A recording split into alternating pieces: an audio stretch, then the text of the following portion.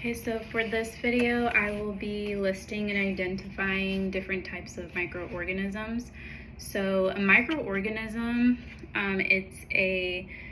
it can't be seen with the naked eye. It can be seen with a microscope, and there are some good and bad microorganisms. So the first microorganism I'll be talking about is bacteria.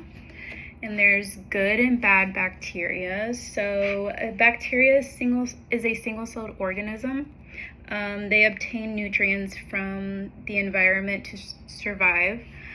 And then for an example, I put E. coli, which E. coli can cause a UTI. And then, so that's like a bad bacteria. And then lactobacillus are good bacteria, which can be found in the gut. Then I have protozoa, which is a single-celled organism.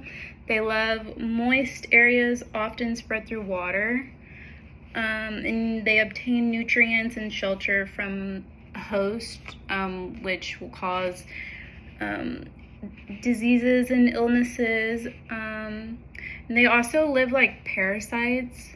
So an example I put for a protozoa is malaria and amoeba. And then I have algae,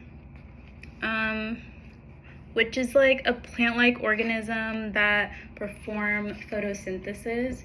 So they convert sunlight, water, and carbon dioxide into energy. And basically, they appear similar to plants, but they just lack the roots, stem, and leaves. But for an example, I put green, red, and brown algae. There's like a better scientific term for those, but I didn't know how to pronounce them. So I just put the green, red, and brown algae. And then fungi is next, and it's a multicellular organism, or a single-celled organism. They grow in warm and moist places.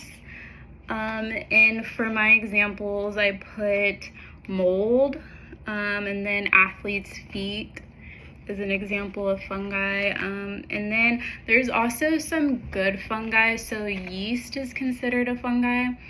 And yeast, there's like nutritional yeast and brewer's yeast. So yeast can be found in like beer and like bread and like muffins and stuff. And then viruses is next, and they're tiny particles that can infect living cells. They need to be inside living cells to grow and reproduce, and they multiply inside their host, causing illnesses and diseases. So for my example, I put HIV and Hep C, and also like a virus doesn't live long outside the body when it doesn't have a host. And then like viruses, it's mainly passed from person to person, so it's important to like wash your hands and wear the correct PPE when dealing with the virus. So that's all I have for today.